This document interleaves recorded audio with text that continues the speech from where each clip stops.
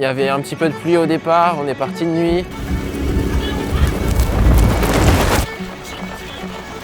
Beaucoup de vent, des rafales à 80 km/h toute la course. Et notamment pendant 17 km, j'avais vent de face tout seul, donc forcément le temps il s'est un petit peu envolé à ce moment-là. Les secondes s'égrènent et on ne peut pas forcément les rattraper après.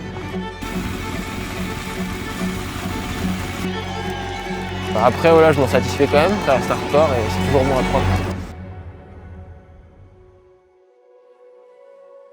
Donc là je suis revenu en France et la suite de la préparation elle va être plus axée sur la préparation spécifique 100 km.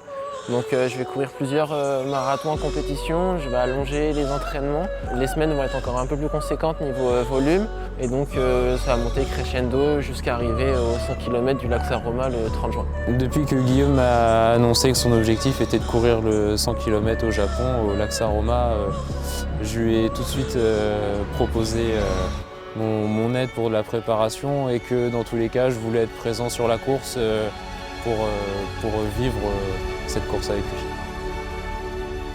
Donc Pierre-Antoine, il m'accompagne depuis toujours à vélo sur peut-être 50% de mes entraînements.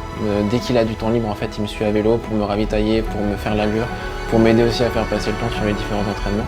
Et l'autre moitié du temps, en fait, on la passe ensemble en courant. Parce que du coup, j'ai un grand frère qui fait aussi du 100 km et qui fait du marathon en 2h25, donc ça permet de partager des entraînements.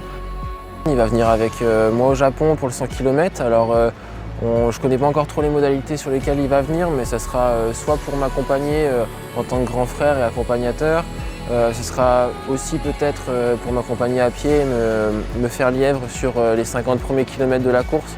Donc oui, son aide elle sera importante pour la préparation et notamment pour la semaine de course et le jour de la course. Et ensuite, je pars le 12 mai pour Font-Romeu, pour y rester environ 3 semaines, pour pouvoir avoir les bienfaits de l'altitude. Et là, on sera à 4 semaines du 100 km au lac Saint-Romain, au Japon. Donc le timing sera très bon pour bénéficier des bienfaits de l'altitude.